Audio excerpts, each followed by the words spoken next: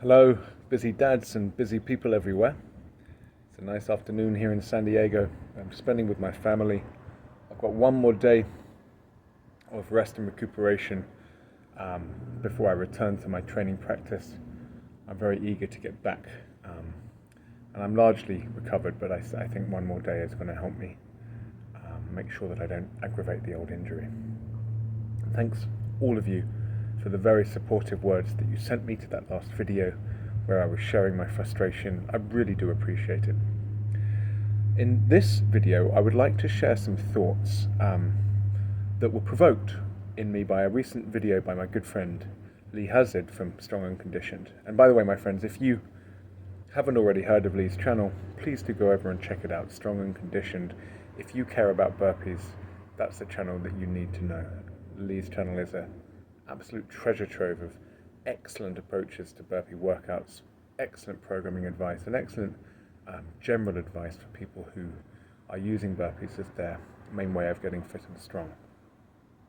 So Lee was responding to someone I know well, Jason Gill, a relative newcomer to burpee training who has been experiencing some frustration through the Busy Dad program, asking Lee if perhaps he should alter his training approach, if there's a way of relieving the pressure on himself to be constantly hitting PRs while still making improvements in his fitness and ultimately getting the physique that he wants. And so I wanted to share my thoughts about the suitability of the Busy Dad program for beginners, but I also wanted to share with you a number of strategies for dissipating some of the pressure that the Busy Dad program can create when you're locked into it. So first of all, on the question, if you're completely new to burpee training and say completely new to training altogether, is the Busy Dad program an advisable place for you to get started? Or should there be some prior phase of base building before you get started with the Busy Dad program?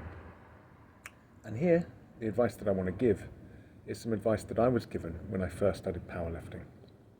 When I first started powerlifting, I was very excited about lifting, and so I did lots and lots of research and compared all of the different programs and would ask more experienced lifters, which one should I do, which variation, which iteration of the 5-3-1 program or of the West Side approach should I do? And these more experienced lifters kind of laughed at me and said, listen, until you finish your first year of lifting, all that matters is that you stay consistent. Whichever specific iteration, whichever specific training approach you follow is really not important. The difference between not training at all and doing any kind of meaningful training is so great that it massively overshadows whatever subtle differences there might be between different programs. When you're new to training, just staying consistent, just getting 12 months of training time under your belt, where you show up week in, week out, is what's going to make the difference, and you will see a flood of so-called beginner gains that you'll never see again. You'll never improve as dramatically as you do on that first year of training, and it really doesn't matter what you do, it just matters that you keep showing up. As long as your program is halfway sensible, you're going to get those beginner gains. So, is the Busy Dad program halfway sensible for beginners? Is it something that doing will, such that doing it will give you those beginner gains? Absolutely, without any shadow of a doubt. Any fitness level, but especially a beginner, you can get massive benefits from the Busy Dad program. All that matters is that you keep showing up.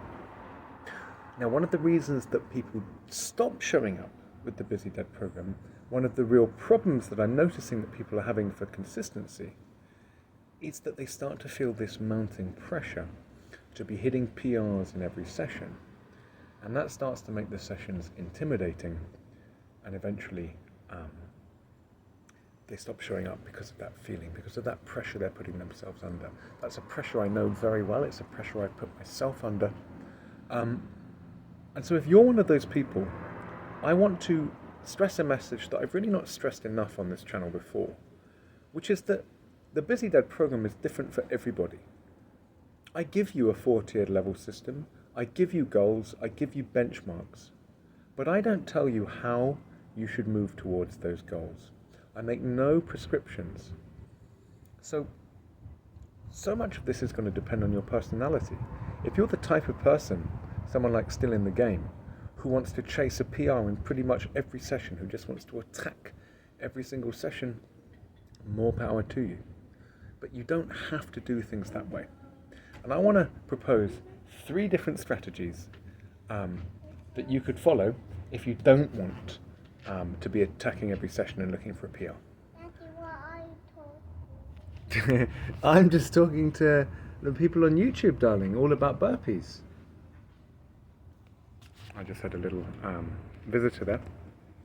So strategy number 1 is the strategy that I'm currently following, which is to split your 4 weekly sessions into 2 PR attempts and 2 preparatory sessions. So for me, once a week when I'm doing my 6 counts, I'm going all out, going for a PR, but in the second 6 count session of the week, I'm taking off any pressure on myself to hit a certain number, and I'm just trying to train a certain skill that might come in handy with my next PR attempt. And that I've found has really been enough of a pressure valve to allow me to really, really love my training again. If you're someone who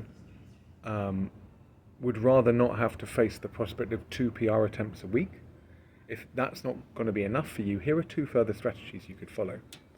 One is simply to have a rotation that you set up where you alternate between different workout formats, not looking for any improvement in your numbers.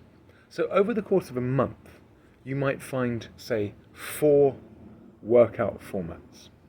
So for example, one workout format would be an EMOM format, where you perform a given number of reps every minute on the minute.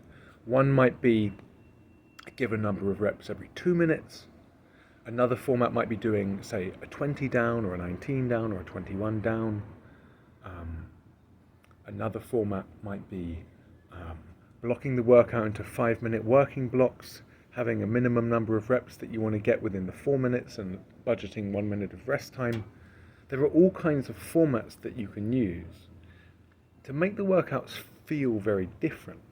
And the idea would be move between those formats, do 1 format a week. So week 1, I'm going to be doing 20 downs with my 6 counts, just seeing how close I can get to that. Week 2, I'm going to be doing every minute on the minute. Week 3, I'm going to be doing this blocking approach that I just described.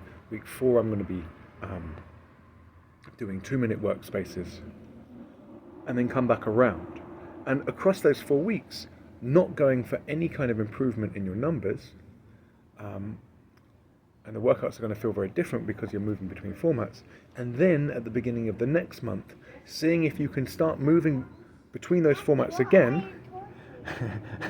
I'm just talking about burpees, my love. Hello, Linky.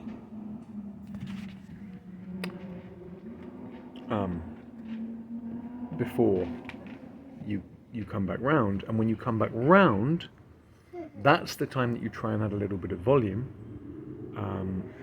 and you start the whole cycle again.